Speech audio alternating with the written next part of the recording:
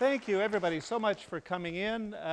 Welcome to session 7 of 10 questions, our 7th question in this autumn series.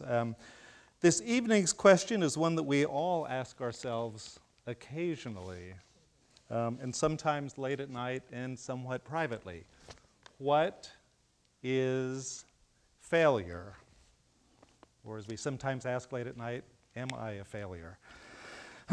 I've said before in these intros to these sessions that this is very much a course that's been designed around a premise. The premise that we drive knowledge and research forward in the sciences, in medicine, in the humanities, in the arts, by the posing of smart questions.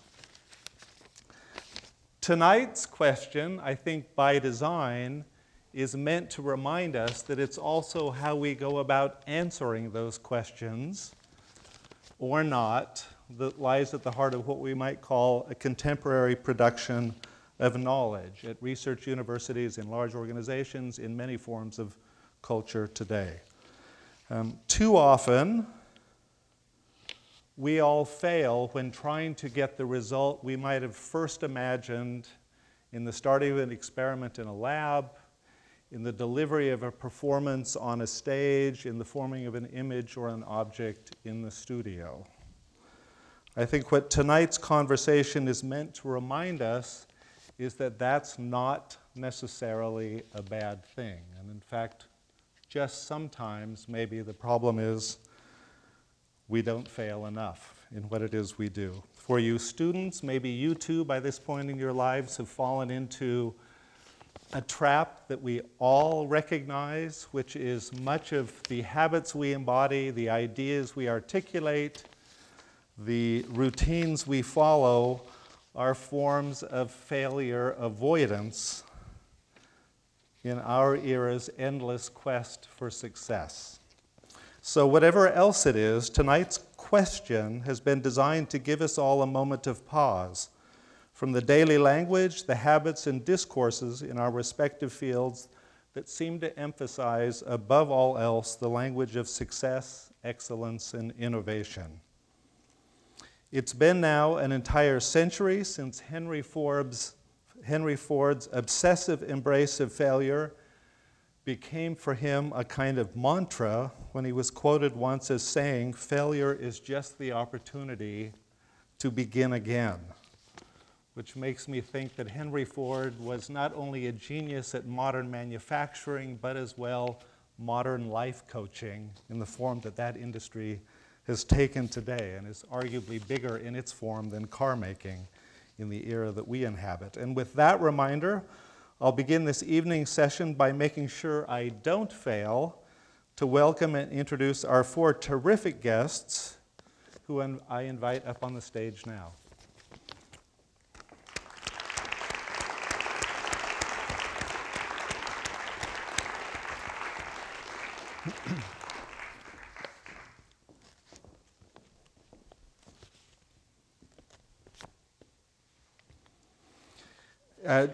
To just briefly introduce each of our guests, Lorrie Frasure-Yokley is an associate professor of political science and African American studies.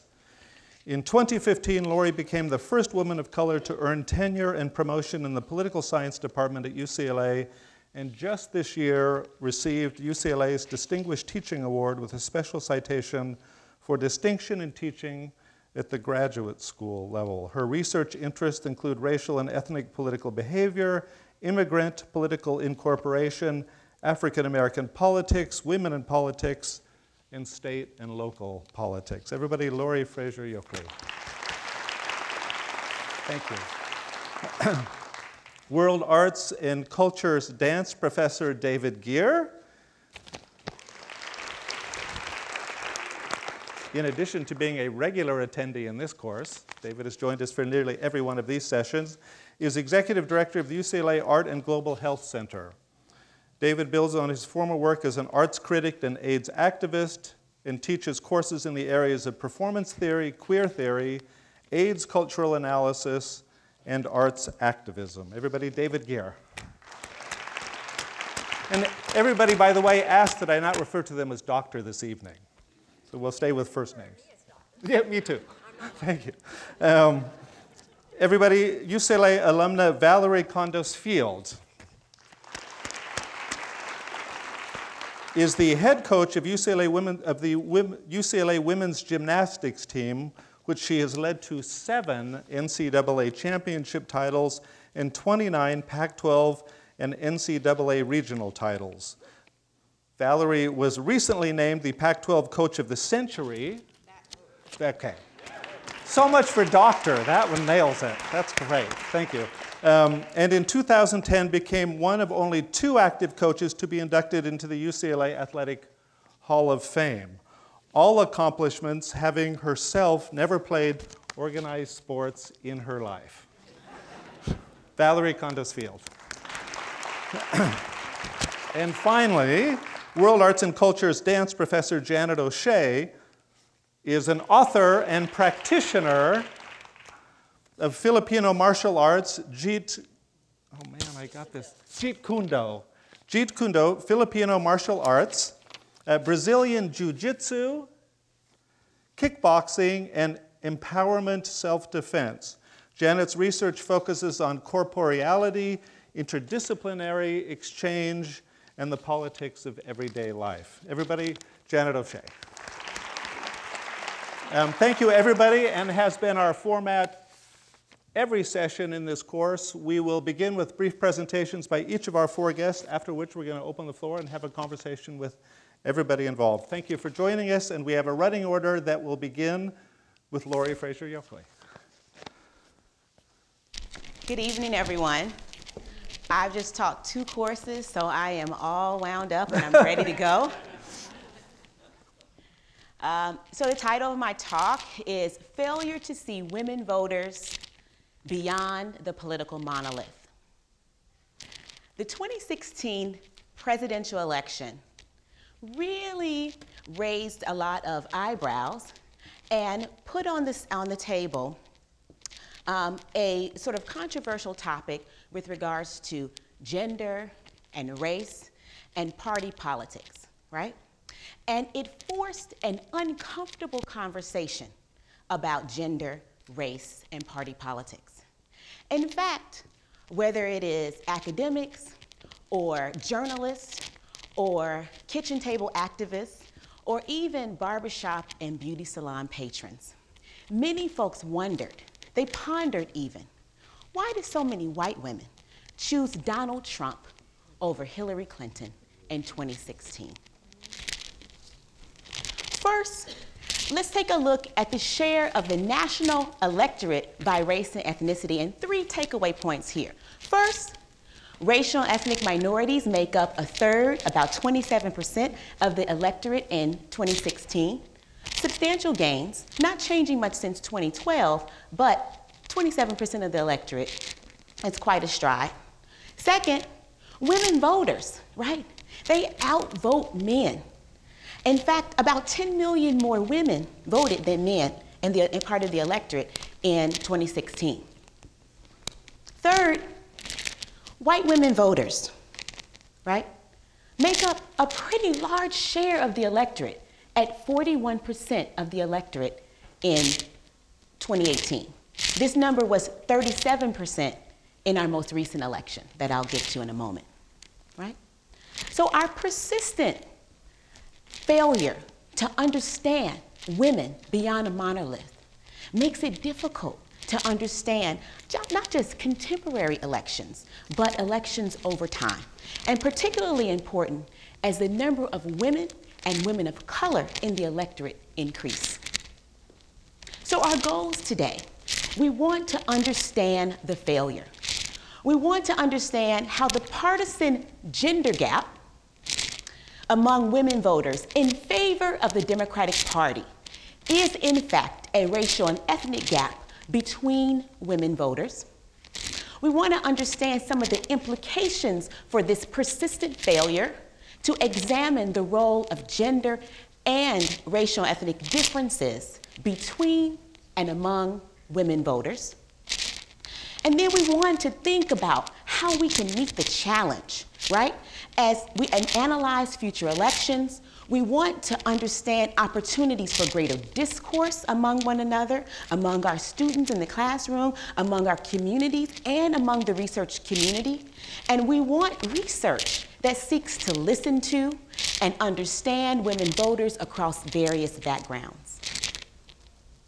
What do we know about gender and voting behavior in the US? Well, we do know that partisanship matters. Both men and women are more likely to choose a candidate that meets their own party preferences over the gender of a candidate. We also know that gender biases and stereotypes have been shown in the literature on gender and voting behavior to influence one's evaluations of female candidates. However, we find very little support in the existing literature up to 2016 on the role of systemic or modern sexism. We also know here that existing studies, many of which who look at the differences between men and women, do very little in terms of looking at these differences broken down or separated by race and ethnicity. However, I argue in my broader work, right, as well as the readings for the students in the class today, that the same stimulus among various women voters, or voters on the whole, can have different political effects or different effects on political behavior, going back to Alport's classic work, the same heat that melts the butter hardens the egg. But we fail to really get at the same heat that melts the butter can harden the egg unless we separate women and understand them, not just by gender versus men, but differences among women.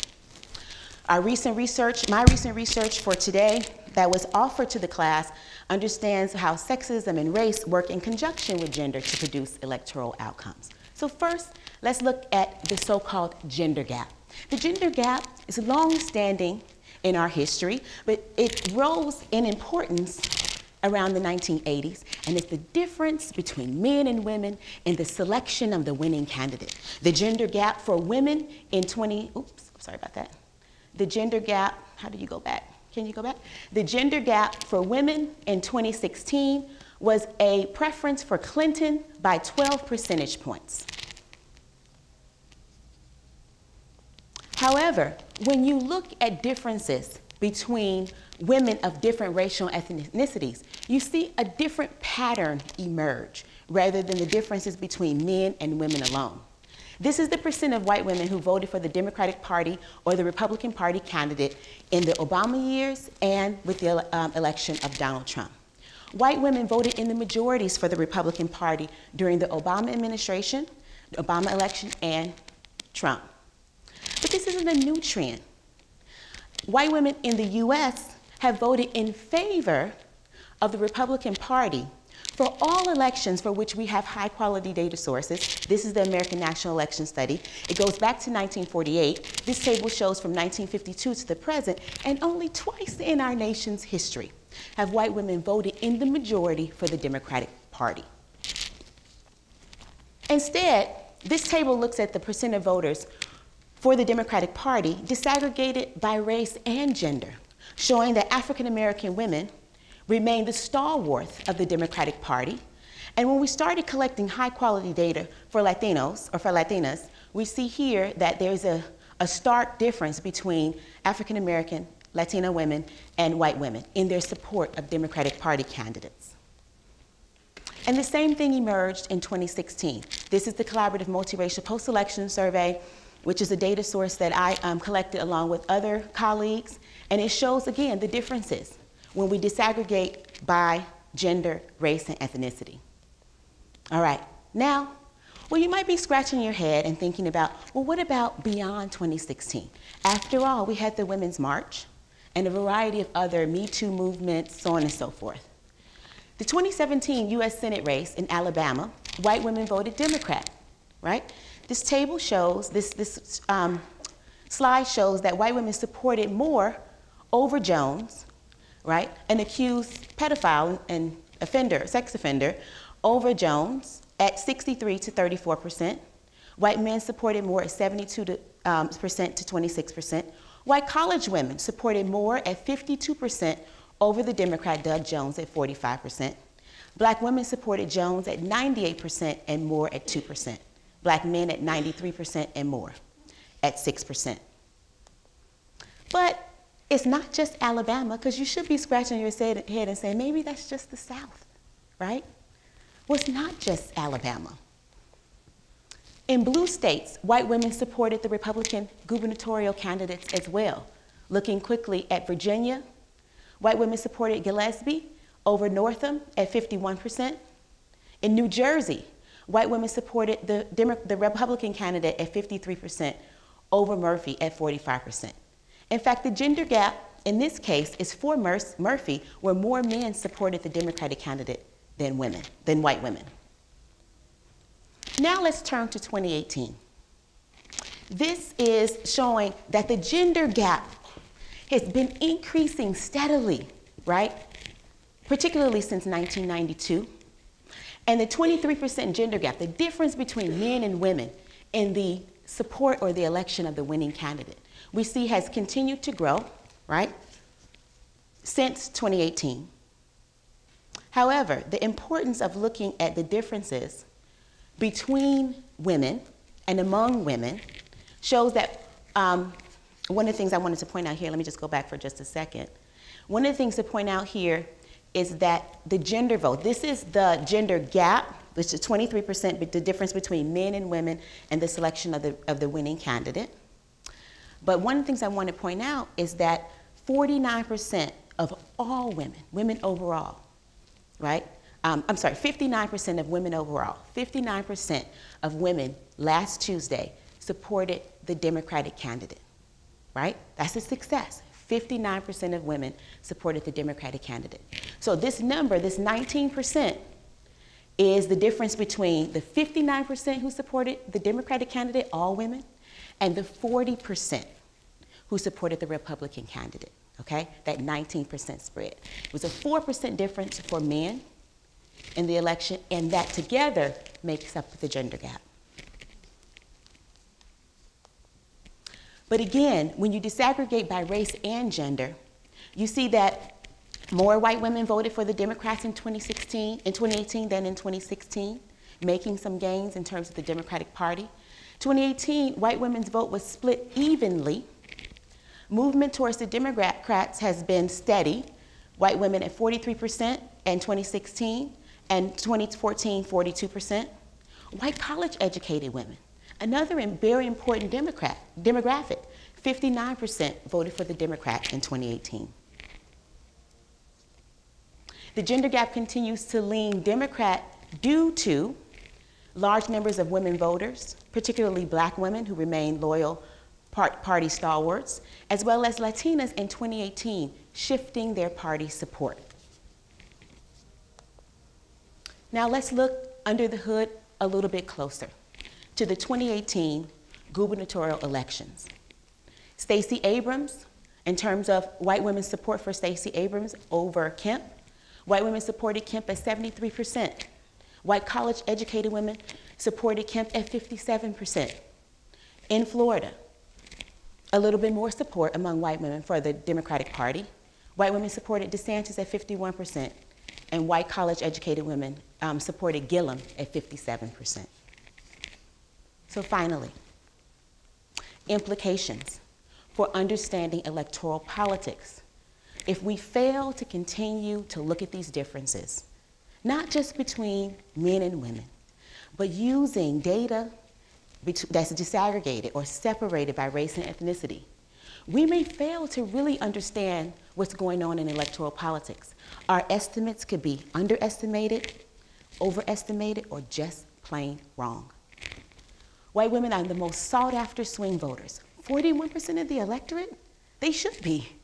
They're a significant sought after vote, soccer moms, security moms, so on and so forth. But we do need to generate greater discourse and opportunities to listen to women voters and to understand them across race and ethnicity, education, income, age, so on and so forth. Thank you.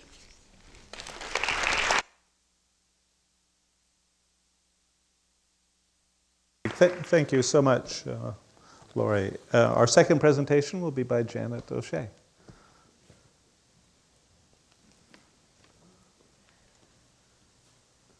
So the brief for this presentation was to address the question, what is failure? So here's my attempt to answer that question. Failure is tangible with real, sometimes painful effects. Failure is also something that is shaped by our attitude toward it. It lives partially in our imagination. That's a paradox. To explain a little bit more about what I mean regarding that paradox, and to consider how it might be important, I'm going to delve a little bit into an example, that of martial arts. So, you know, when I organized these slides, I didn't quite realize that, like, I'd be standing here with this big image of my book. Like, I thought, you know, but I'll come out here and say a few words and then go click, and there it would be. Right? But anyway, from this big slide of my book, you can see that I have spent quite a bit of time thinking seriously about martial arts. I've spent about the last 5 years training seriously in a number of different martial art forms, and have delved into questions such as risk, vulnerability, accomplishment, and failure, so as these things play out in martial arts. So just as a caveat, as a woman and a person of a certain age, when I say martial arts, people tend to assume I mean something nice like Tai Chi. So just to be clear, I'm talking about sport fighting. Okay, so I'm talking about things like boxing, kickboxing, Brazilian Jiu-Jitsu, activities that involve a live practice of sparring or grappling. To get into a little bit of what I mean by failure, I'm going to solicit your participation. Don't worry, I'm not going to be asking you to spar with each other. I would not be invited back to anything like this if I suggested such a thing. But I am going to ask you to stand up. And yeah, I'll need you to kind of put devices aside for a moment. And if you could just spread out a little bit so you could give each other just a little bit of room. David, I'm going to ask you to come up here and demo with me, and I would solicit, you know, participation of some of my co-presenters, if you'd be so kind.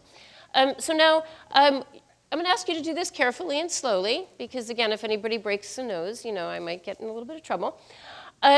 So David and I are going to square off, and we're going to face each other. So find a partner and face each other. Do this now, please. You find somebody who's standing next to you. Okay. And yeah, you can take a moment to, like, you know, greet the person and say hi before you start, you know, your little demo with each other. Before you hurt them. Yes, before you simulate hurting them.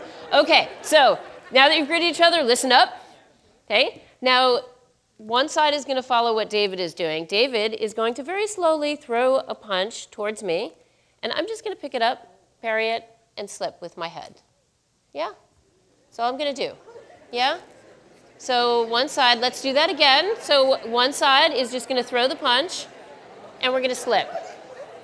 So remember, you're not punching towards the hand, you're punching towards the face. You're just doing it very slowly so you don't hit each other, right? So one more time, David's side, come towards me, and we slip. Okay, terrific. Now, my side, everyone who is picking up the punch is now going to throw the punch. So I'm going to come at David, and he's going to parry and slip with his head a little bit. Yeah? So we change roles, right? So now I was avoiding the punch, now I'm throwing the punch. So here we go. David's side, pick it up and move your head. Yeah? Pick up the punch and move your head. Okay, so to bring it back, thank you, David. So what that was designed to show you is that to avoid a punch, you only need to move your head or your hand about ½ an inch. A punch that doesn't land, that misses by ½ an inch, or a punch that misses by 5 inches, the effect is the same. You don't get hit, right? This is not some deep esoteric insight. This is a basic principle on which Western boxing is built. So that's great. That's success, right? Well, not so fast, because it's success if you are the contender who is avoiding that punch coming in. If you're the fighter who's throwing your punch, well, guess what? It takes ½ an inch for your punch to fail to land.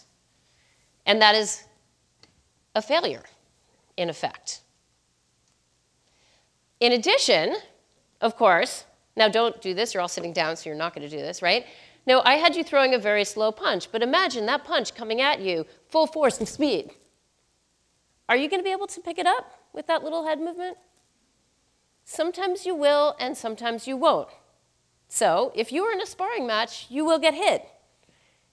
And that is definitely a kind of failure, I think unequivocally. So sparring shows us that failure is going to happen. And when it does, sometimes it's an opportunity to learn from our mistakes and to improve. Sometimes it's just bad luck.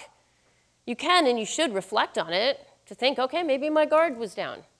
Oh, maybe I misread the timing. Maybe I didn't understand distance properly. But feeling bad about it, particularly feeling bad about it in the moment, is just going to result in you getting hit more. So that tells us something, that failure is definitely in our attitude. But sparring also shows us that the effects of failure can't simply be changed by changing our attitude, right? Because when that hit lands, it hurts. Getting hit is what we might call a real tangible effect, a material effect. Failure is disturbing. It's upsetting. It can sometimes be dangerous. So that might be all well and good, but why does this matter outside the realm of the sparring match? Because we have two conflicting ideas about failure as a society. One is that failure is bad, and it should be avoided at all costs. If you fail, you are a failure. You are a loser. Everyone should be a winner. Everyone has to succeed all the time. Everyone has to always get an A. Right? And we have this idea in sport, education, business.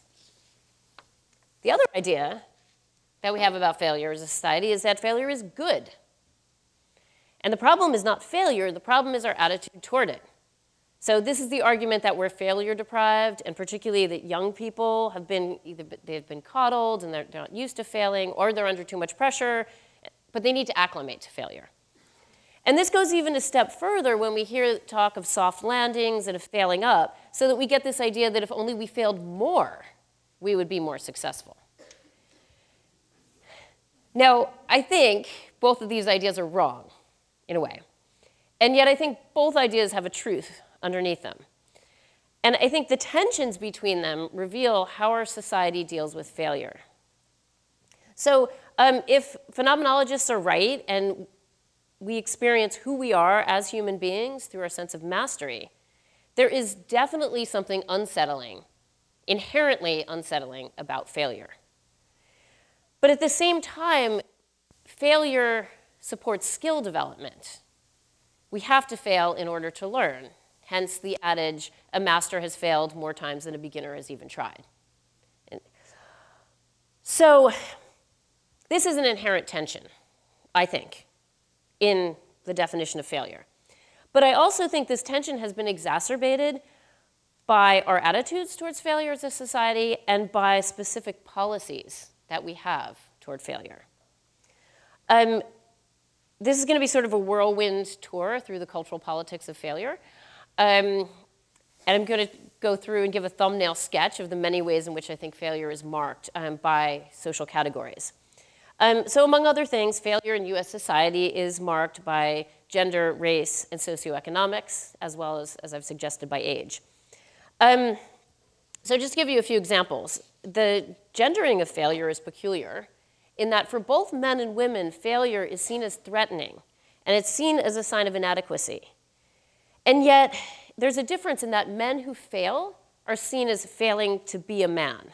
And we see this in language, right? To be a man about it, to man up. Whereas a woman who fails does so because she is a woman.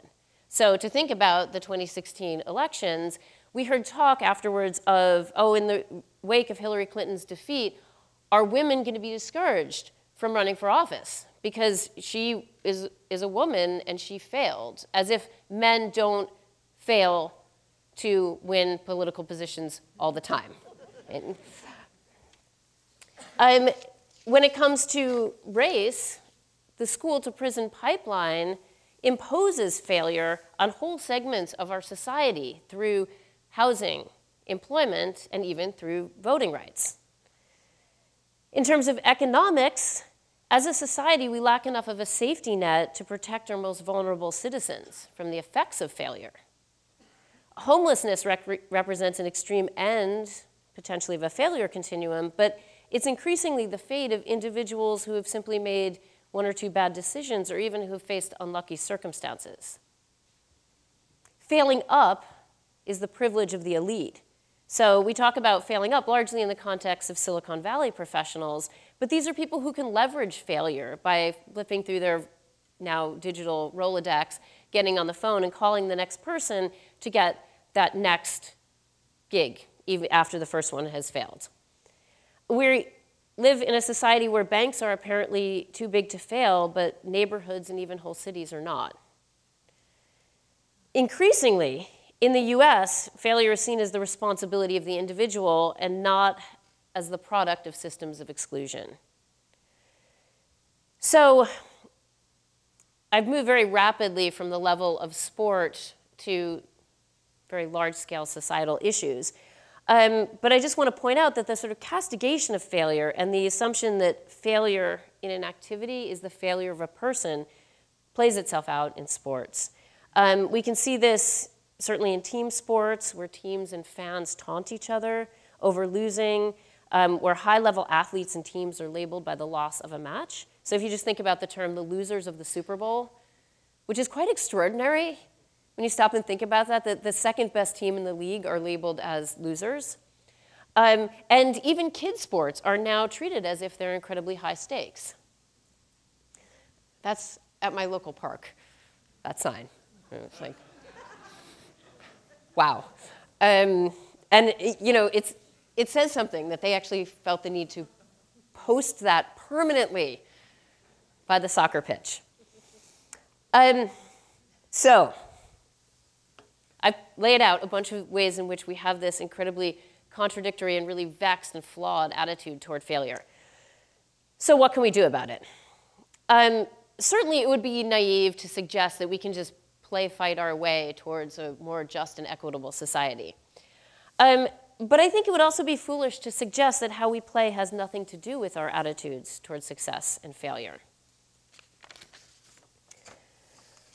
So to return to my opening example, we could base our attitudes toward failure less around professional spectator sports or the ways in which we want our kids' sports to emulate them, and more around the local sports club or the recreational fight gym.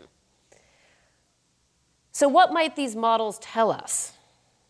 Well, for example, we need an attitude towards failure that accommodates the pain of error, but also the necessity of failure to learning. We need to make sure that failure doesn't become permanent by creating new opportunities for those deemed to have failed. If we're going to have competitive social and economic structures, and perhaps we shouldn't, but that's a separate conversation, we can at least acknowledge that losing is part of competition, that one person's loss can occasion someone else's victory, and for that reason, we should have a system of explicit respect among contenders across various kinds of social and economic spheres. We could even acknowledge that desires for unity can drive competition as much as the desire for winning does. We need provisions for failure. We need to recognize in our approach, and even more so in our policies, that failure is difficult, it's sometimes traumatic, and sometimes it's even perilous. We can't create a world without failure. And I'm guessing we probably wouldn't want to. But we can do something to reduce its negative effects. Thank you.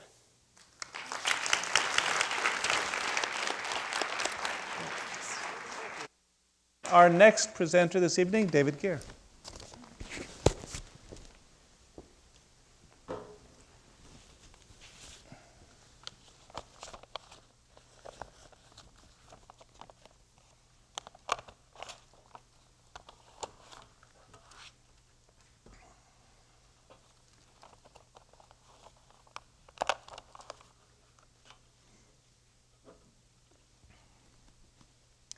Hi, everyone. I'm delighted and humbled to be part of 10 Questions.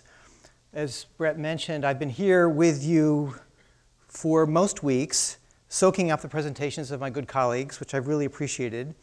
And tonight, I'm particularly remembering astronomer Andrea Ghez from the very first evening. Can you go back there in your minds, those of you who were here? And I'm remembering that moment when, with a sense of wonder, she enthused, "Space, that's what I do." Do you remember that moment? It was so fantastic. Now, it was at that very moment that I realized why I had been invited to participate in this particular theme tonight. Failure, that's what I do. And honestly, I'm not kidding when I say it, though I'm glad we're laughing. I need to be laughing about this myself. The context is that I work on HIV and AIDS, using arts-based methods to try and stem the tide of the epidemic. So here we are, almost 40 years in, and AIDS is still AIDS. There have been optimistic developments over the years, most notably in the early 1990s. You might remember when the antiretroviral treatments were first developed and people came back from almost the dead, that Lazarus syndrome that was so extraordinary. There was also a moment more recently, 2012, with the release of PrEP, which is the acronym for pre-exposure prophylaxis. And this is, of course, a new way of administering antiretroviral treatments so that the most vulnerable, such as sex workers or young gay men, can prepare themselves for possible infection by using the medication in advance and thereby preventing it. In fact, the numbers are something like 90% effectiveness here. But at the same time, along with these optimistic developments, we've got to look at the cumulative numbers. And numbers are always freaky, but let's see if we can absorb this together. So these are the numbers for the number of infections in the US, not deaths, but infections, starting from the very first years of the epidemic. 40,000, climbing up to 2,000. You're going to see that the number at 2,000 is almost 1 million. Now, let's go to the global numbers starting in 2000. We were almost at 1 million, and now we're going to look at the whole world, not just the US. Yeah, I'm making that sound too, that starting at 30 million and ending up almost at 40 million. And I'm going to give you just one last number. This is the estimated number of people who've died. So this is in addition to the numbers that we just saw.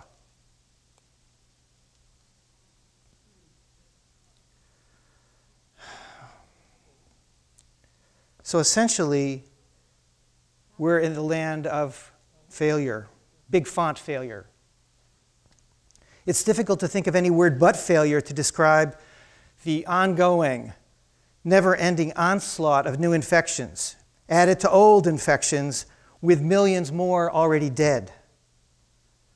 When you put all those numbers together, it's something like 75 million people either infected or dead at this point. So failure in art, which is my other life, right, might be defined as, oh, a bad review.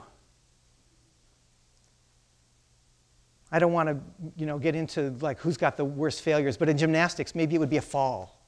Maybe, yeah. But if you look at art and health together, failure is in the realm of serious illness or death. And if you think of it this way, and if you're working in this field, hence the feeling of failure I'm talking about, it's on my watch. It's when I should have been doing something about it. It's more than an ouch. It's essentially a body blow. As an arts person, I'm haunted by this just as much as any scientist who's failed to develop the cure.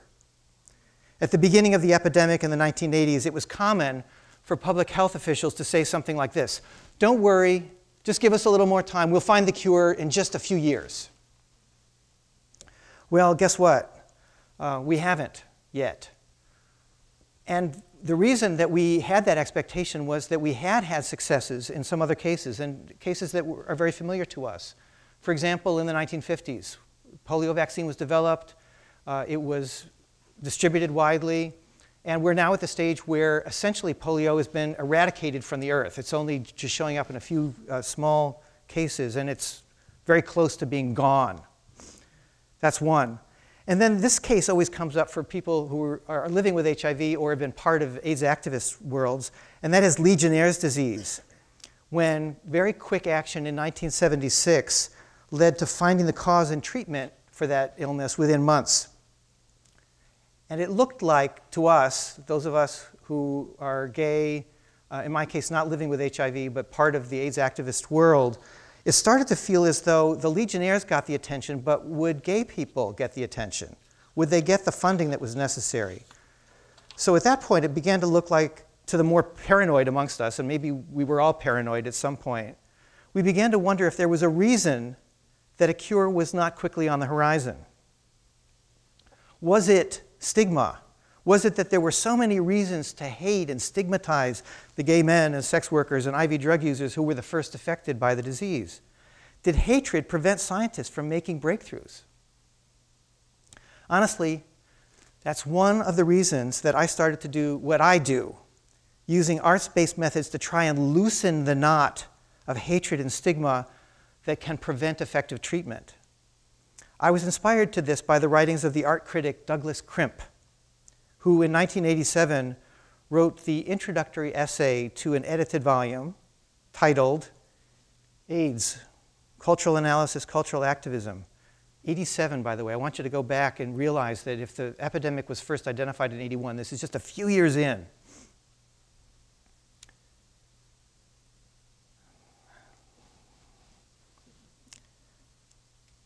In that essay, he said, and I'm paraphrasing now, that artists must stop thinking in terms of commodification of their work. That I should make a painting, and I should sell the painting, and I should give the money, or I should make a dance and hold a benefit and get tickets to get money so that I can give that money to organizations that are trying to help people living with HIV. Douglas Crimp said that is absolute craziness. Because in fact, the reason that we pay taxes and we live in a society that has a public health system is that the government is supposed to do that. The government has to commit itself to doing that. That's what it does with the money that we share together. The artist's job is to make art that is calibrated to ending the epidemic. I'm going to read a quote now from the book. Art does have the power to save lives. And it is this very power that must be recognized, fostered, and supported in every way possible. We don't need a cultural renaissance. We need cultural practices actively participating in the struggle against AIDS. We don't need to transcend the epidemic. We need to end it. Now, by this, Crimp was not suggesting that a beautiful work of art would somehow cast a spell of radiant health over all those who witnessed it. He was not saying that. He was, after all, an early member of ACT UP, the AIDS coalition to unleash power in the late 1980s, where he developed the belief that protest and education and new cultural practices, three forms of arts activism, were the solution to stopping the epidemic. I would argue that those same three things are still what's needed today, starting with protest.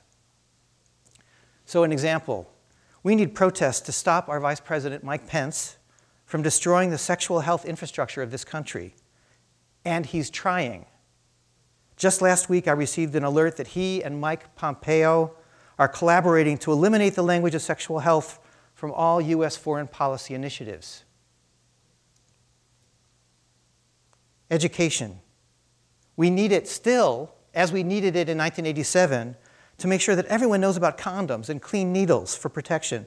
And now that we have it, how to use PrEP, that pre-exposure prophylaxis, if you need it. And then cultural practices. To have personal experience with how to put a condom on. Or just as importantly, how to initiate a safe sex conversation with our partner.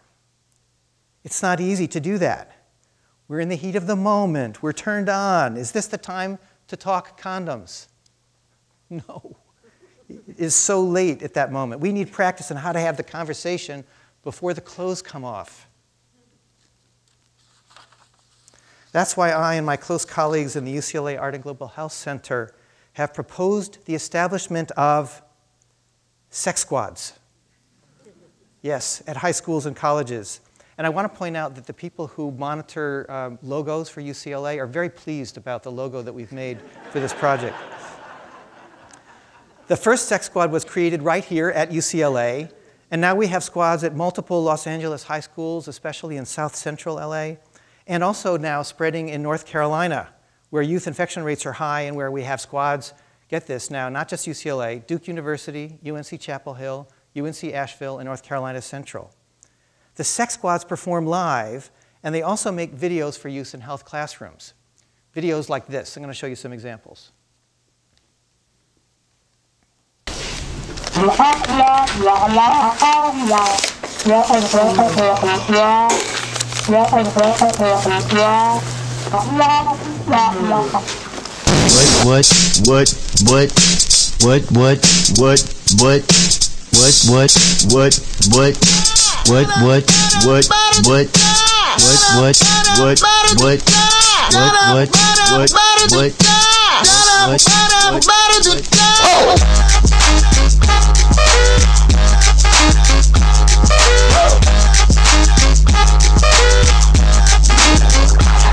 Look, it goes, I'm gonna get some facts. Got a bunch of condoms in my backpack.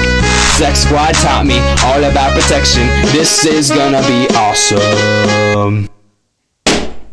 He is so good at talking openly about safe sex that his grandmother asks him about lubrication. He is the only person to ever make it to the 5th base. Ever. He once gave all of UCLA a simultaneous orgasm just by doing the 8 clap.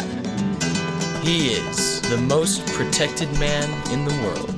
I don't always give it up on the first date, but when I do, I wear a condom. Stay horny, my friends. Virgin, whore. A dichotomy, a reality. No space to embrace sexuality. No in-between unless it's in between your legs. Dead, like a body that's cursed, contradicting my maternity as children from earth. Mother or child? Tell me which one came first. Covering the female body, terrified of the naughty, inclined towards the nice. But don't worry, men, this don't apply to your life. Easy women living hard lives be confused to sleaze. Worthy women, don't you dare get off your knees, 'cause the world screams and your body and mind, females stay confined. These contradictions I can no longer internalize, I'm losing my mind. Let me vent and repent, hide my shame in these lines. Let me conceal a girl's ordeal with my wordy rhyme. Dear Aaron, you confused piece of misleading I'm tired of your We started off real cool. Everything was awesome between us. You alright, but you weren't worth a damn. You showed up with the flower I've been asking you for, and you come with so much more. Ha! That ragged ass flower, it just crumbled up and died with the energy you took from me. You touched all the right places. You touched me? I ain't asked to be touched. Do you not know what consent is? You said all the right words. But why? Oh, a bunch of sweet nothings. You just didn't shut up. You should have listened to me. What's wrong with you? I never fully understood why you did the things you did. Why you do that? You don't deserve me. Do you hear me? I'm breaking up with you. Do you hear me? I've learned that not everyone is going to accept more or know how to receive my energy. And I'm okay with that. Sorry. Not sorry. Goodbye. Honestly, I was debating whether to show you the last one because I wasn't sure you would get the reference to the anger translator. Does anybody know where it's from? Key and Peele. It was Obama and his anger translator. So that was, okay, so many of you did. Okay, wonderful. So these monologues and scenes are not a magic bullet. They're not the equivalent of a 100% effective vaccine. Alone, they won't stop the epidemic. But lacking a vaccine, and we don't have one, they do what art does best, which is to burrow inside the brain and the heart, to start a conversation about things that otherwise would remain unformed or inchoate. I like to think of the Sex Squad as an imperfect but essential inoculation, the best we're currently able to provide in the face of system-wide failure. Now, I want to be honest as I'm closing now to say that presenting my work in the context of the failure panel is painful. As you can imagine, I feel a personal investment in viewing this work as inherently successful. Why else would I do it? But I feel dizzy when I look at the numbers, those 75 million people, half already dead, half of them infected. Failure. On the first night of this course, Marco Isev, a graduate student in architecture, gave me a tip when I told him I was presenting on failure. And he said, you must read Jack Halberstam's The Queer Art of Failure, wherein Halberstam argues that queer people are particularly good at failure. We fail at conforming to gender norms, we fail at doing as told, we fail at following rules, and because we fail at these normative aspects of life, we're set free to think and do differently. Under certain circumstances, failing, losing, forgetting, unmaking, undoing, unbecoming, not knowing, may in fact offer more creative, more cooperative, more surprising ways of being in the world. Moreover, as the gay bon vivant Quentin Crisp, any of you remember him from about 100 years ago, has said, somewhat quizzically in The Naked Civil Servant, if at first you don't succeed, failure may be your style. Thank you.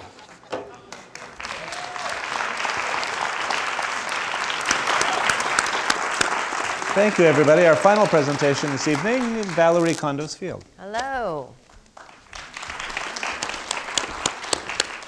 I have no clickers. I have nothing. Do I have anything? Ah, I have something. First of all, I am so honored to be here. I graduated in 1987 from UCLA, and it's just so exciting to be back, so thank you very much. I was riveted by your conversations, especially with your sense of empathy for the 75 million that have passed. But it's interesting. I think it's interesting when you live long enough to realize that words and their meanings can have different translations through the decades. And it's funny because you mentioned gay and gay and queer, but when I grew up, gay meant happy. And we weren't supposed to say that someone was gay. That was taboo. And the same thing I'm dealing with our student athletes right now, because whenever I tell them that we're going to get 1% better today, we're going to ratchet it up, and they just freeze. Did you know that ratchet? Do you know what ratchet means? Does anybody want to explain what ratchet is? Mace, want to talk about ratchet? Okay. Supposedly ratchet is like just a human being that's not really that great at making decisions in life. In the world we grew up in, it's a tool that you use to turn, to make things tighter, right? Okay, same thing with failure. I coach a sport that is based on perfection. I coach a sport where this young student athletes have grown up with this fear of failure that is absolutely paralyzing to them. And so in coaching now here at UCLA for 36 years, I've done a lot of thinking about this word. And in my world, I believe that the word failure is simply another F word that somebody made up to make us all feel badly about ourselves. In my world, in my mind, in my philosophy, this word absolutely doesn't exist. And I believe it should be taken out of the dictionary forever. Because as I'm coaching a student athlete and I'm asking them to perform a skill, such as simply a full turn, okay, I'm gonna do a full turn right here. I'm gonna start facing this way. I'm supposed to go all the way around, and if I only get to here, I have failed to do the full turn, right? However, in any instance like that, I do my turn, I want to do a full turn, I only get to here, I can stop and get curious about why didn't I get around? I didn't get around because I didn't pull up tall enough. I didn't get around because I didn't have enough exertion. I didn't get around because I didn't snap my head hard enough. I can get around and I can figure this out. I figure out the things that I did well and I figure out the things that I didn't do well. And in that process, I have learned something of what I need to do on my next attempt at my full turn to get around, right? Aren't you guys impressed that I can do that in heels? In our world, coaching athletics especially, trying to get rid of, literally erase this word from our vocabulary, from their minds. If we set a goal to do a full turn and we don't achieve it, but we get, through curiosity, we get this much closer to our goal, and we have learned something. Anytime you have learned something, no matter how infinitesimal it is, how can that be failure? I believe it can't be, which is why I believe that word doesn't exist. And when you're talking about something as serious as an AIDS epidemic, my heart just was like gutted, and I was thinking as you were speaking, I can't even get up here and speak to this because I honestly don't believe in the word. I don't believe it exists. Because the way I look at it is like that 75 million could have been and would have been tripled and quadrupled had we at least not done the work that we did and learned what we have learned these last 4 decades about this. And as sad as the lives that we have lost are, we at least continue to learn something. And as long as you learn something, it can't be failure, because it's progressing you even that much closer toward your goal. So if not achieving something isn't failure, then what is failure? What is not achieving something? In my mind, I simply believe it's stagnation. And we have a wonderful sports psychologist that comes and talks with our team quite a bit, and he will ask them, if you didn't do well on your exam because you failed to prepare, it's not that you failed to prepare, you succeeded at procrastinating. Because it's a choice. And you can add that philosophy to anything. I remember one of my favorite stories about failure, which is just so ridiculous, is one of our greatest Bruins sports, track and field, Gail Devers, who was here in the 80s, and she was a 3 or 4 time Olympian, and she got Graves' disease, and they almost had to amputate both of her legs. And she went through almost a year of her father carrying her back and forth from the bathroom. And she overcame this, and she got healthy again. And she competed at another Olympic Games. And her specialty, one of her specialties was the hurdles. And she competed at the Games, and she tripped over a hurdle and fell, and then finished last in the Games. And trained again. 4 years later, went to the next Olympic Games, and she came in second. She took the silver. And I'll never forget watching this telecast and the reporter having her there and saying, "Gail, how does it feel to lose the gold?" And she said, "I don't even know where to begin." She said, not only the last Olympic Games did I come in last because I tripped and fell over a hurdle, but 3 years before that, they were talking about amputating my legs. I look at how I even got here. As I was introduced, I have had a tremendous opportunity at this university to be the head coach of one of the most premier athletic teams in the world. How did I get here? I've never done gymnastics. I've never gone up. Okay, I went upside down once. It was 2 years ago, my 50th birthday. I attempted a cartwheel. And I got halfway up, and I didn't even get all the way over. That's the only time I've gone upside down. And I'm the head coach of the UCLA gymnastics team now for 29 years. How did that happen? It happened because in 1982, I was dancing with the Washington, D.C. Ballet, and my dream was to go to UCLA. And I was 22 years old, and I heard that UCLA needed a dance coach for their gymnastics team.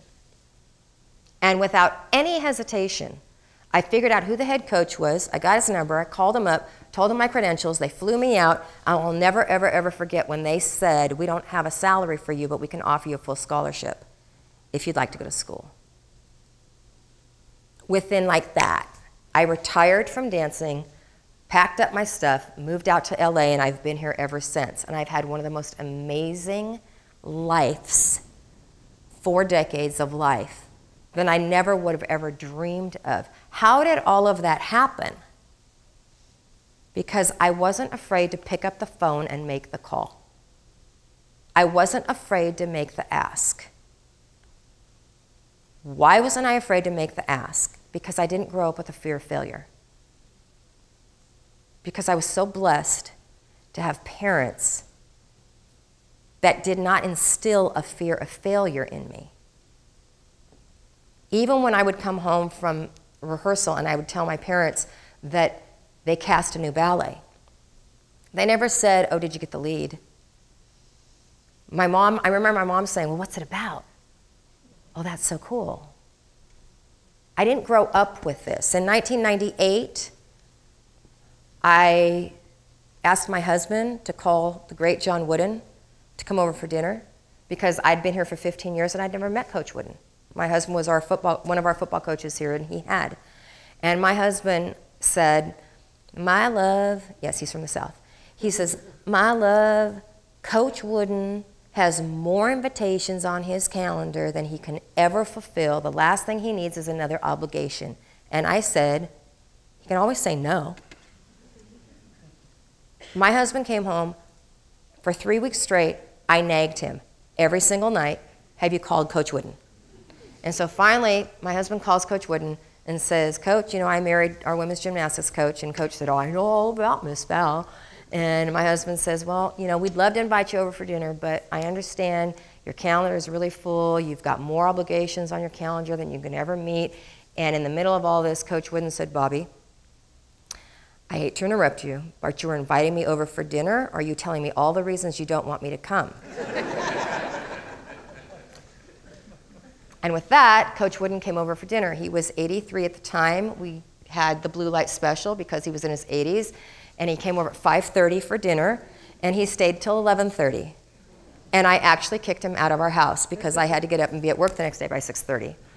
But that one meeting started a relationship with him that was extremely close, that was extremely familial. My husband and I were extremely close with Coach until the day he died here in our hospital.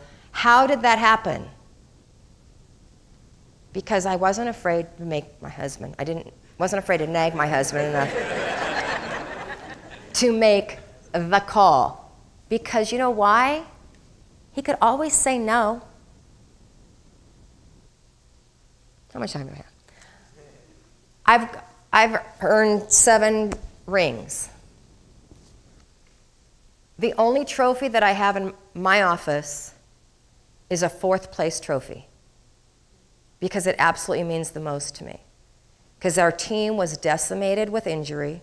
We were at the national championships, and the day of the championship, we got the girls together and we said, ladies, okay, we can play it safe or we can leave it all on the floor. And we ended up putting student athletes in our lineup who hadn't trained in about a month because of injuries and whatnot. Can you do a routine? Yes, I can do it. Are you sure you can get through it? Yes, I can get through it. Do you promise that you'll stop if towards the end of it you don't feel that you're going to be safe? Yes, I promise. And we went through our entire lineup and made those decisions. The highest we'd finished all year was 10th. And we came out of the national championships in 4th place. And every single one of our athletes reached the top of Coach Wooden's pyramid of success, competitive greatness. We didn't fail to win the national championship. We gave our student athletes an experience that they could absorb and take that was far greater than had we played it safe. So when I coach our student athletes and I think about this concept of failure, I really do believe the only real sense of failure that I would ever feel in my life is if I wasn't curious about life. That's stagnation. And in my opinion, I don't understand why anyone would choose to live like that. And on that note, I'd like to finish with 2 things. One is, in talking about Coach Wooden, in talking about Gail Devers, legends, there is a legend in the house tonight, and I just want you all to know and bombard her when we leave here. She is, her name is Annie Myers Drysdale. She's sitting right there, up in the front, up in the back, excuse me. Annie was a 4-sport athlete here. Her brother played on one of Coach Wooden's teams. Annie was as close to Coach Wooden as any of his players ever were, closer than most of them. And I love this stat. Annie was the only female to ever be drafted by the NBA, the Men's National Basketball Association. So please bombard her when you leave. She loves taking selfies. Do you even know what a selfie is? No. You should have seen us in the student store today trying to take a selfie with her book and my book, and we were like, I don't know how to do this.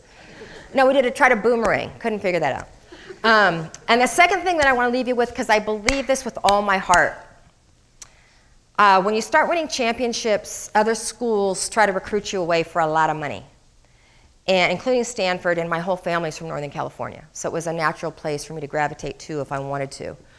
And the wonderful thing about being recruited away and being asked to go other places is it made me stop and think, why do I want to still stay here? And this really doesn't pertain to failure at all, but I want to take this opportunity for the students that are here in particular to say this to you personally. I've recruited to this university for 36 years.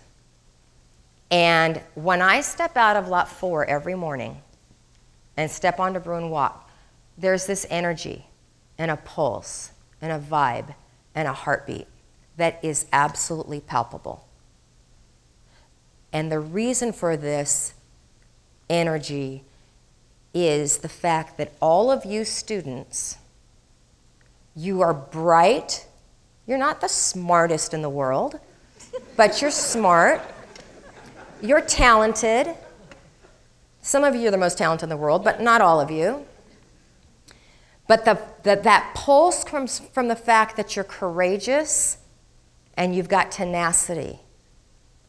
And you are leaders. Every single one of you has the leadership DNA in you. And the reason I know this to be absolutely, positively true is because UCLA is too darn hard. And none of you would have chosen to come here if you didn't enjoy a challenge. Right? This guy's over here going, Yeah. And what I love about that, okay, I'll wrap it up with fear of failure, is that if you had a fear of failure, you wouldn't choose UCLA. You'd choose someplace easier. That is the pulse and the energy of this campus, and it starts with our faculty and our staff, but students, you guys are the heart and soul of this campus, and you are the reason why I am so honored to have been here all of these years. Thank you very much. Terrific. Valorie, thank you so much. Everybody, let's take 60 seconds, minute and a half. Just stand up, stretch out a bit, fire up your smartphones. Send something to hashtag UCLA 10 questions. We'll be back online in about a minute and a half. Thanks. Can you hear me okay? Everybody, thank you. I think we're ready to come back online. I hope you've leaned over to neighbors, thought of a question, a comment, a suggestion. I've done the same with our guests up here on the sofas. I'm going to turn to them first, maybe into the four of you. Is there anything that might, in not just thinking about your own presentation in relation to the other terrific presentations this evening, if there a convergence or themes that might have emerged over the different presentations? Okay, I'm going to start. What else is new? The thing that really stood out the most to me from the four of us is how important words are and how we define words, and that we truly take the time to listen to each other, to what our meaning is and what our intention is behind our words. Because you take this one word, failure, and it literally translated into 4 different ways with all of us. That's all I got. So I was thinking about, with these presentations, about how there are these different kinds of failure. And I was almost like sort of dividing it up in my head between, like, there's the failure in the realm of play, creativity, maybe even science, where like where failure is generative. Failure is the thing that allows you to move on to learning. And then we have failure in the real world, like, for lack of a better term, where like if you fail to understand the demographics of elections, you fail to understand what's happening. Even worse, if you fail in a public health intervention, people die. And I'm thinking about this also like in terms of environmental concerns. For example, failures in policy result in very serious consequences.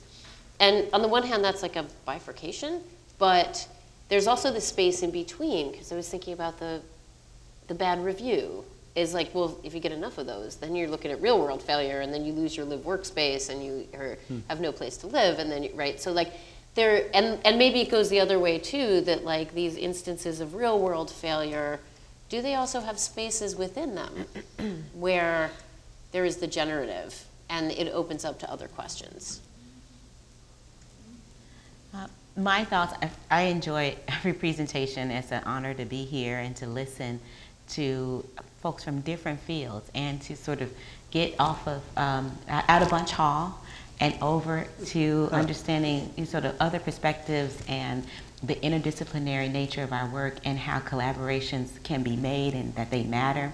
My main takeaway is discourse between and among an interdisciplinary group of scholars really matters, because we'll have, I will never forget these images and the sex squad and being able to relate that information and availability to my students and to the groups that I work with. So again, discourse and making sure we have more of it. I find myself fairly conscious after hearing all of our presentations, thinking about the paper cut and the death. You know, can you kill somebody with enough paper cuts? Can you think of death in different terms? In other words, are there ways maybe to not make it the Olympics of failure? Like what's the worst kind of failure? But instead think about the qualities of it.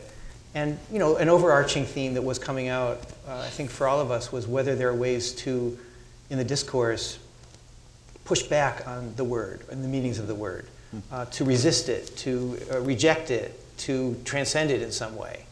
And you know, and Ms. Val, you were probably the most dramatic version of that, because you were basically saying, let's get it out of the dictionary. And it may be impossible for it to be banished in that sense, but it makes me interested to think what it would be like to be on your team and have a teacher. I think we all are on your team. Oh boy. Oh boy. But no, to imagine what it would be like to come in with all that training, you know, the fear of failure, and then have somebody say, I want you to take risks. I want you to go for it. I don't want you to be worried about failure. So like how our messaging as teachers can play in. I wouldn't have such an aversion to the word if it didn't have such an emotional response. If people could look at failure like the people up in Silicon Valley do, as a badge of honor, then it wouldn't be, like, that's why I started by saying, you know, when I grew up, the word gay was meant happy. And then halfway through, I don't know, the 70s or 80s, it was bad. You didn't say gay, you had to say homosexual or something. And then gay came back. And it's how we translate the word failure and how, the emotional, visceral response that I literally see in these young women that I coach just pisses me off so badly that I'm like, it's an F word and it needs to go. Or do I have enough gravitas to be able to change how they interpret the word, how they internalize that word, and use it as curiosity of how I can get better the next time I do something, instead of taking it personally. Mm-hmm. So for me, challenging the gender gap narrative that's been around for decades, right, is, you know, something that I don't take lightly, right? To say that, you know, no scholars who've been studying the gender gap, the differences between men and women, and selecting the winning candidate, right? And that this narrative is that women vote Democrat, right? In our gender gap narrative, women vote Democrat in the United States. But for me to say, like many scholars who've come before me, scholars who wed racial ethnic politics and gender in politics and try to understand these phenomena. I'm not the first one to do this. There's a long lineage of scholars who do it and who have done it. But we've been pushing back for decades, really, around the gender gap narrative.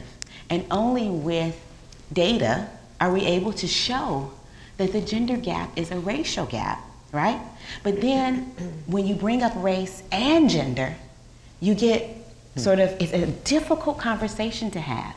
It's a difficult conversation to have in academia. Imagine the difficulties in the public sphere, right? But what do we lose? How do we fail if we don't take on those challenges, right?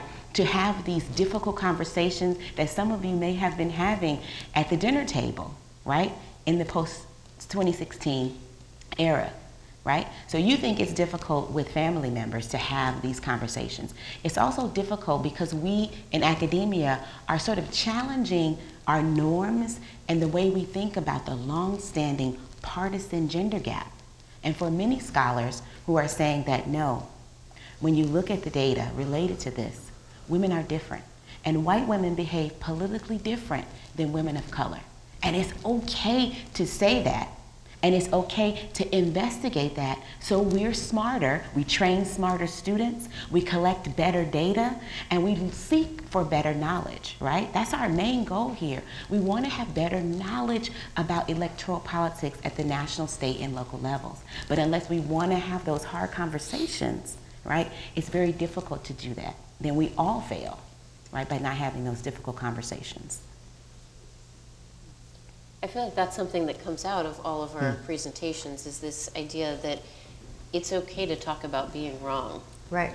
And sometimes, like, the difficult conversations hinge on an attachment to being right and to understanding how things work. And not just when it comes to race and electoral politics, but in relation to a whole bunch of different spheres. Sometimes the difficulty is in looking to something and saying, wait, I thought I understood how it worked.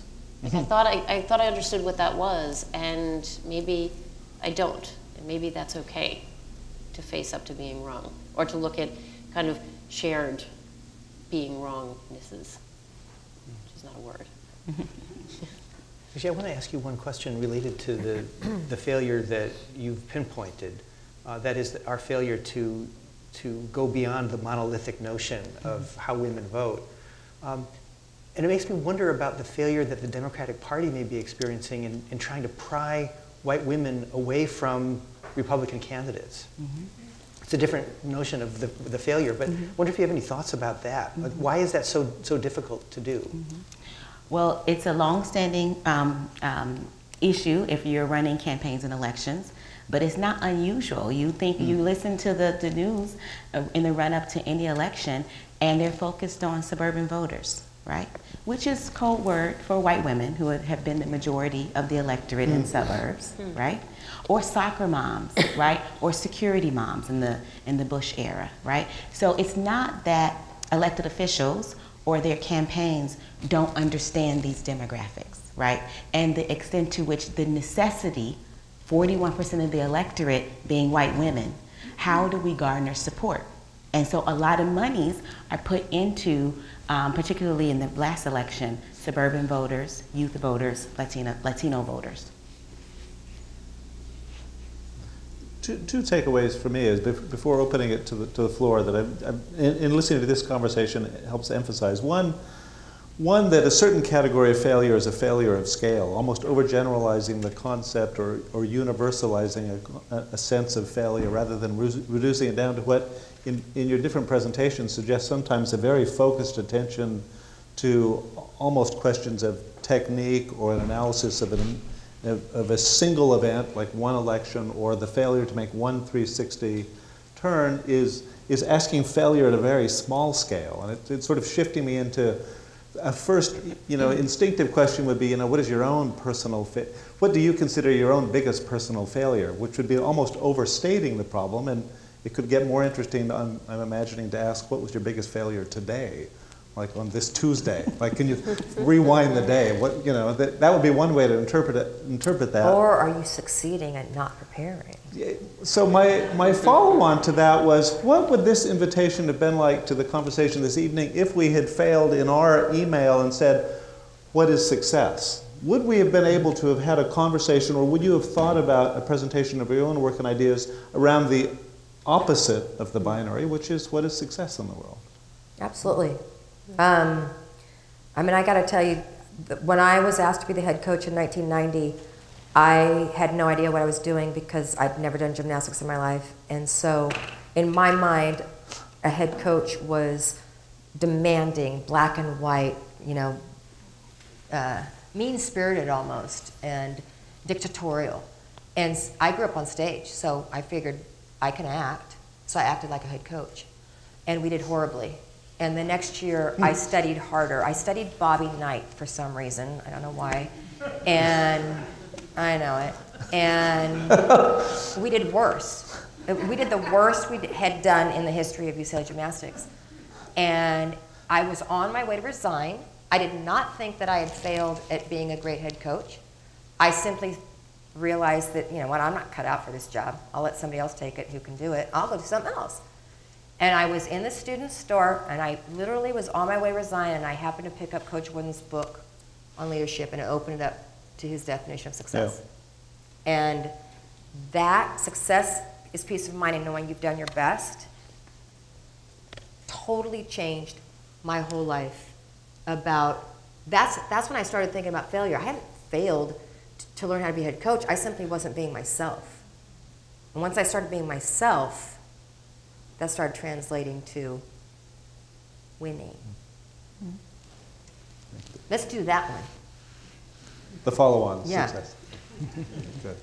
I think it's time to open the floor. We have some microphones in the room. Let's see if we have a couple of questions and/or comments or suggestions based on what we've seen and listened to so far. Ask them what their greatest failure was today. I think Turn we just the table. Questions? We have 4 microphones. Don't fear this topic, Brett, everyone. there's a question way in back. Yep. Sorry, I can't see. Right up here, right up on top.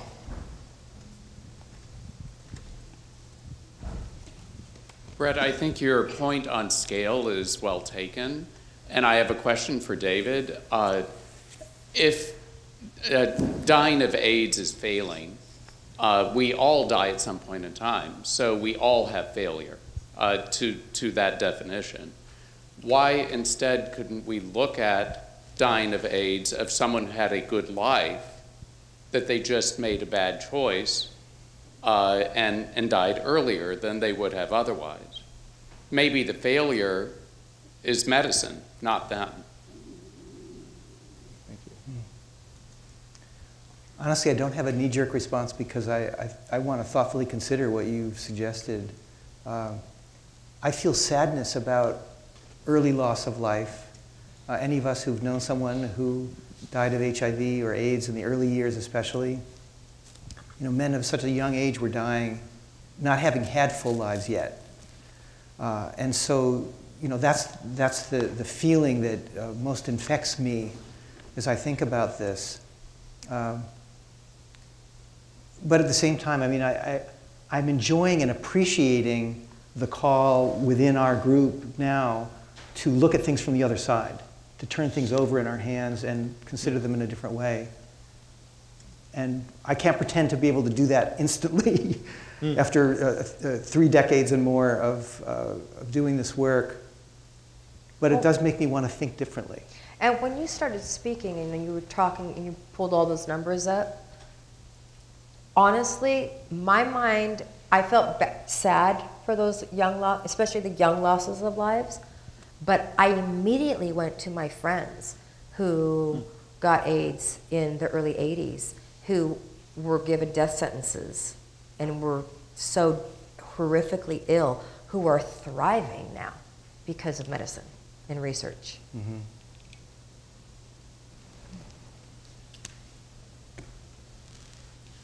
Right there, microphone, somewhere. Sorry, for some reason I can't see this evening. Where? Yes, right here, right sorry, here. right here, right in the middle. Yep, please. Hi, yes, I have a comment that might potentially morph into a question. I've always understand the idea of failure. I am one of Miss Val's athletes, and I've had the privilege of being coached by her and her teaching me her knowledge of failure and the fact that it doesn't exist. And doing gymnastics for so many years and coming to a program to where you're like, everything you've thought for so long it's actually just your imagination. It doesn't exist. And you're like, what? But as Ms. Val mentioned, we talk with Dr. Parham. He is our sports psychologist, and I actually shared this with some of my classmates because I thought it was something that they could live by as well. But, and I promise I'm going to transition into a question really soon. One of the speakers mentioned that, let me find it in my notes, that I feel like we should be able to talk about being wrong and not have the fear of owning up to the fact that we made a mistake. And I think that can only happen is if somebody listens. And in order for somebody to listen, they must be silent. Because if you take listen and change the word, it spells silent. And I showed that to one of my classmates, and they thought that was really cool.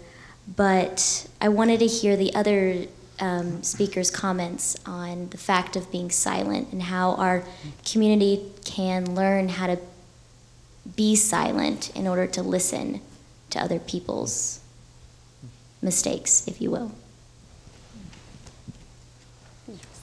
Is she cute? I think I was the one who talked about owning up to being wrong, so I guess I'll jump in, even though it feels weird to have a response when you've talked about silence.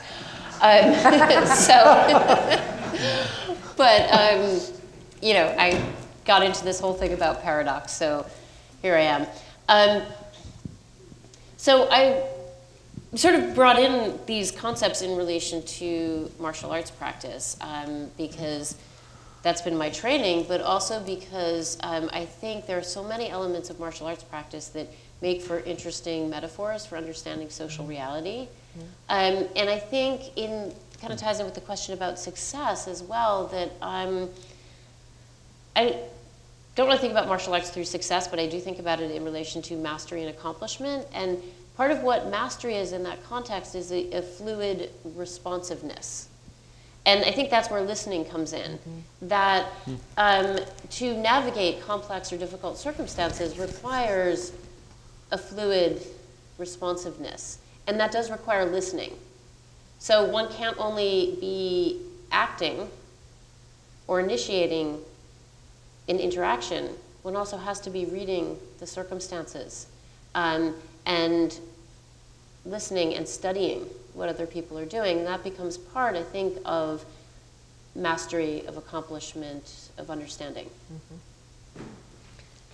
Just to explain just a little bit, because it was a really aha moment for our team, what Macy was explaining.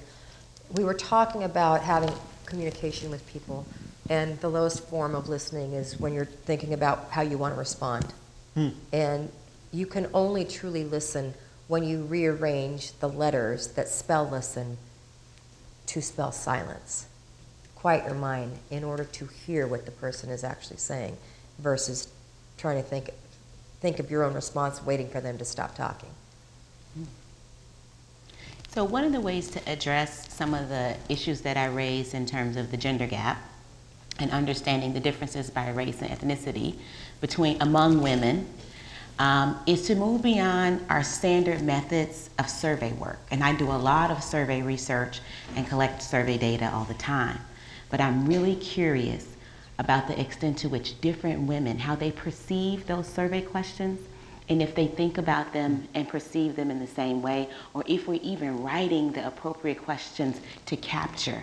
So what am I doing? I'm going in the field, starting with a pilot study in Orange County, and I'm taking 9 of my graduate students with me and a slew of undergraduates. And we want to understand women of color and white women in Orange County as a pilot.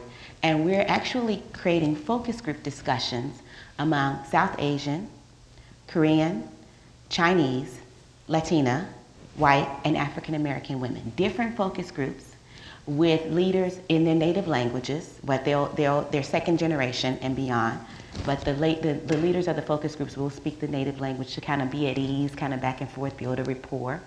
And we want to better understand these women and understand how they conceptualize issues of race, issues of sexism, issues of linked fate with women, and other factors that we study sort of as commonplace in political science. But I'm not so sure they're translating down path, right? Particularly for women of different backgrounds. So what do we need to do? Shut up and listen, right? Through focus groups. And when I've done focus groups in the past in the Northeast, folks want to talk to you. They want to tell their stories. They want to feed off one another. And we learn so much from it. So we'll be doing that starting next quarter. That's great. Terrific. Next question. Right here. I'm struck during the course of our conversation by how much of what we're even considering seems to be a very American phenomenon. I've had extensive conversations with a friend who's an alumnus of World's Arts and Cultures, who's traveled extensively, and I've lived in Southeast Asia myself for 3 years, in Thailand specifically, and one concept there is the idea of keeping a cool heart and trying to avoid conflict, which is very important in a very hot culture and hot environment. There's a night we in our discussions came up with thoughts about a more collective environment that exists outside of America generally, around Europe, especially Southern Europe, and he does a lot of work in Turkey.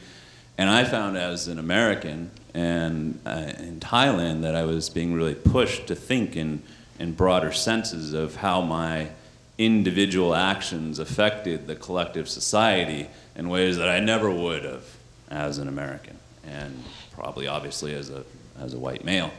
And so I'm wondering, based on some of the things I'm suggesting, if the concepts of mythology of American exceptionalism, our conflict, competitive-driven society, and some of the other aspects of our culture make us specifically susceptible to the problems of failure in other ways that other countries might not have because they have more collectivist and other mythologies and ideologies that might make them a model for us in terms of finding ways to deal with issues of failure better.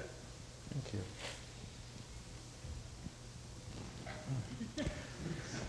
Oh, it's my turn. Okay. Well, you know, you're making me think about a couple of other things that are arising here.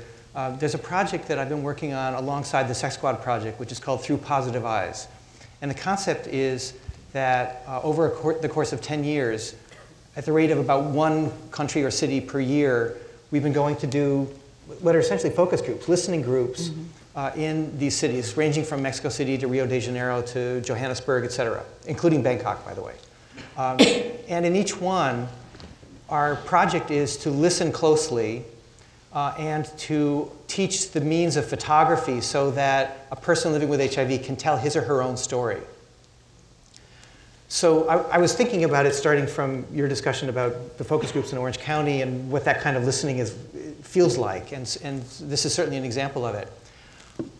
But it also brings me back to the question from the gentleman up above, David Shaheen, which has been on my mind since you asked it, of course. And what I would have to say is that each person that I have met, and now 125 people living with HIV in places like Bangkok and the other cities I mentioned and more, they all want to live longer. They all want to live until they're old. They want to, have families. They want to have all of the experiences that we associate with the fullness of life. And I don't usually believe in universals. I actually usually reject them because there's so much cultural difference from one place to another. But that's one thing I can say that all those 100 and some people that I've been talking to have in common. They want to live. So I want to pick up on a couple of points about American exceptionalism and about these ways of navigating failure. I proposed, and I think this is true, that there are inherent tensions around failure, that there are certain things about failure that are inherently unsettling or painful. And at the same time, failure is very much culturally constructed. Some of the social science research and the social psychology research reinforces that idea, looking at attitudes towards failure cross-culturally, that there are these kinds of consistencies in people's responses to failure, but how failure is navigated actually varies enormously across cultures. I have spoken about the US example and I've written about the US example, not because my prior life or research or anything has been US focused. That's actually quite a new thing for me, but because of the urgency around American attitudes towards competition, cooperation, success, and failure. I think we're facing a lot of crises in public discourse in terms of how we navigate disagreement. And we're also facing crises within our political and economic system around competition and opposition. And so for me, there was a really serious urgency. But part of that was looking to other cultural contexts to be like, okay, well, this American obsession with winning, it is really detrimental in so many ways. What are some alternatives? And certainly there are, in terms of how different societies navigate ideas of competition and failure. Fun fact. Literally, ... over here. The last Winter Olympics, the Netherlands, by far, won more medals than any other country in the world. And I was listening to an interview with the director of the Olympics in the Netherlands. And he very simply just said, in our country, our children can play games, but they're not judged and they don't win or lose. They don't play to win or lose until they hit 13 years old. Then they start playing competitively. And he said, I think what you're seeing in all these medals that we won is this sheer joy of playing the sport that they love. They never lost that because they didn't grow up with a fear of failure, of losing. So I would be failing if I didn't do what I do every week, which is to just ask if any of the four of you have any closing comments or thoughts to finish the evening's conversation. They're doing something. Oh, over here. Oh, yeah. Can we ask a couple questions or keep going? Everybody's pointing over there. Yep. Yeah. What was I going to say? Oh, yeah, I do. Yeah, I do see that. Some people said that failure doesn't exist, but I think failure exists. We see it on our report cards and failure if you get an F. But I think that what we need to distinguish is between like failure and not trying. Because I think it's really okay to fail, but I think it starts maybe taking away that grading system of saying, oh, you failed, but I really think it's not trying. So I think everyone is like capable of not getting an F. Or not trying in the right way, in the way that you would want to achieve your goal. I agree with you. Mm-hmm. Yeah. 100%. Now we have some questions coming up right here, and then we'll come down here. Yep. Yeah, please. David told me to start talking up more on the last paper he gave me last year, so thought I'd give it a shot. So it's interesting the way that you guys describe failure. I'm kind of wanted to you guys to distinguish more like the difference between failure as a title and failure as a feeling, because I think that's where a lot of the problems might come. Because when you described failure with HIV, you're saying how you got like this bodily response.